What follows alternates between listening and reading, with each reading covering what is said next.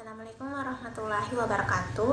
Saya Alia Pratiwi dari kelas 12 di Thompson nomor urut 3 akan menjelaskan materi uji kompetensi bab 2. Soal yang pertama, apa yang dimaksud dengan perlindungan dan penegakan hukum? Perlindungan hukum dimaknai sebagai daya upaya yang dilakukan secara sadar oleh setiap orang maupun lembaga yang bertujuan mengusahakan pengamanan, penguasaan, dan pemenuhan kesejahteraan hidup sesuai dengan hak-hak asasi yang ada. Penegakan hukum adalah proses pengungsian norma-norma hukum secara nyata sebagai pedoman perilaku atau hubungan-hubungan hukum dalam kehidupan bermasyarakat, berbangsa, dan bernegara. Yang kedua, mengapa perlindungan hukum tidak akan terwujud apabila penegakan hukum tidak dilaksanakan? Karena kedua hal tersebut saling berhubungan erat. Penegakan hukum berfungsi untuk melindungi masyarakat dari kejahatan orang lain. Jika orang yang melanggar tidak ditindak, akan terjadi kesewenang-wenangan yang mengakibatkan kesengsaraan masyarakat. Yang ketiga, mengapa perlindungan dan penegakan hukum mutlak harus dilakukan dalam sebuah negara demokrasi? Penegakan hukum harus dilakukan dengan adil di negara demokrasi karena rakyat membutuhkan jaminan keamanan saat menyuarakan kebebasan berpendapat, saat melakukan kebebasan bertindak, dan saat melaksanakan ajaran agama mereka. Apabila hukum tidak ditegakkan, akan ada kemungkinan terjadi tindak sewenang-wenangan dari pemerintah, begitupun sebaliknya. Masyarakat tidak serta-merta menyuarakan kebebasan tanpa ada batasan.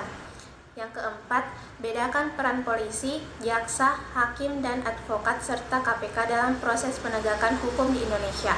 Polisi berperan menyelidiki, menangkap tersangka, hakim berperan memberikan keputusan setelah mengadakan pemeriksaan di pengadilan, jaksa orang yang mengajukan perkara berupa tuduhan serta tuntutan hukum, advokat atau pengacara berperan memberikan nasihat, membela, mewakili orang yang menjadi kliennya.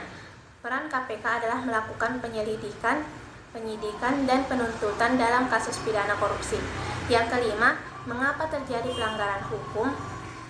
Alasan mengapa terjadi pelanggaran hukum ada tiga. Satu, karena hukum tidak ditegakkan sebagaimana mestinya, masih terjadi penyimpangan yang dilakukan oleh penegakan hukum maupun masyarakat. Yang kedua, masih banyak masyarakat yang belum menerima informasi dengan baik perihal hukum yang berlaku di Indonesia. Yang ketiga, kurangnya kesadaran masyarakat terhadap ketertiban hukum. Yang keenam, deskripsikan contoh-contoh perilaku yang menunjukkan ketidakpatuhan terhadap hukum di lingkungan keluarga, sekolah, masyarakat, dan bangsa dan bernegara.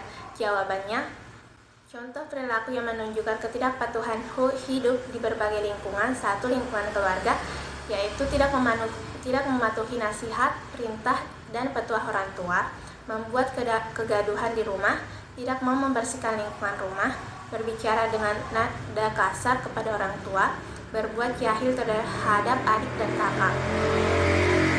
Dua, lingkungan sekolah, yaitu melanggar tata tertib atau aturan di sekolah, berbicara ketika guru sedang menerangkan di kelas, melakukan perundungan kepada sesama warga sekolah, tidak mengikuti kegiatan upacara bendera, dan bolos